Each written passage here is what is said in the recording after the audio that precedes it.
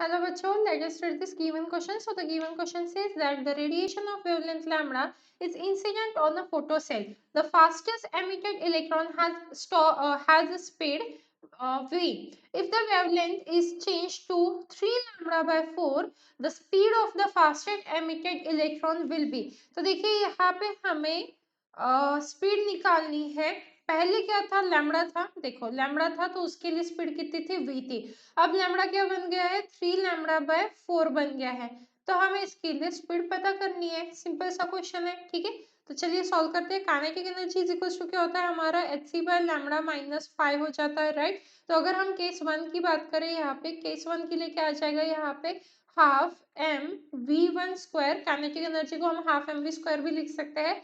Is equal to क्या आ जाएगा, h c by lambda one minus work function तो सेम ही रहेगा.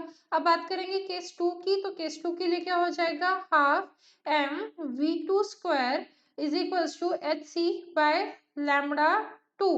बट यहाँ पे जो लैम्बडा टू है वो क्या आ जाएगा, 3 लैम्बडा, या इसे लैम्बडा वन कंसिडर ही मत करो क्योंकि वो लैम्बडा और लैम्बडा 3 लैम्बडा बाय 4 दिया है. तो ये 3 लैम्बडा और ऊपर में आ जाएगा 4 माइनस वर्क फंक्शन, ये आ गया हमारा. तो इसे इक्वेशन 1 दे देंगे और इसे इक्वेशन 2 दे देंगे.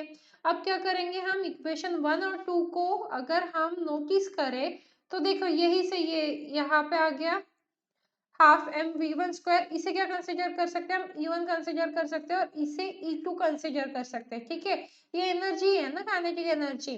तो आप देखिए यहाँ पे ई वन और ई टू में से कौन बड़ा है, ई वन. ये देखो वर्क फंक्शन दोनों के लिए सेम सेम है, बट यहाँ पे एच सी बाय लैम्बडा है और यहाँ पे 4 एच सी बाय 3 लैम्बडा है. तो ये हमारा ई वन क्या हो जाए, यहाँ पे ई टू लिख देते हैं. E2 is greater then 4/3 E1 आ गया, राइट. यहाँ पे देखो ये 4/3 एक्स्ट्रा टर्म है, बाकी तो सब सेम है.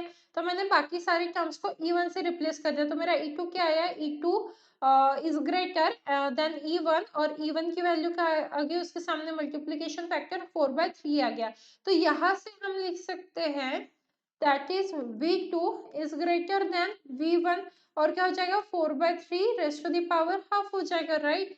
तो आप देखिए ऑप्शंस, यहाँ पे हमारा जो ऑप्शन कौन सा option 1/2 4/3 is greater then, option A क्या हो रहा है, मैच हो रहा है हमारे ऑप्टेन आंसर के साथ. देख लेते हैं एक बार ऑप्टेन आंसर, ये देखिए यहाँ पे less than v1 and 4/3 raised to the power 1/2 दिख रहा है यहाँ पे. सो ये हमारा आंसर हो जाता है. That means option A is the correct answer for this question. So I hope you understood it well. All the best.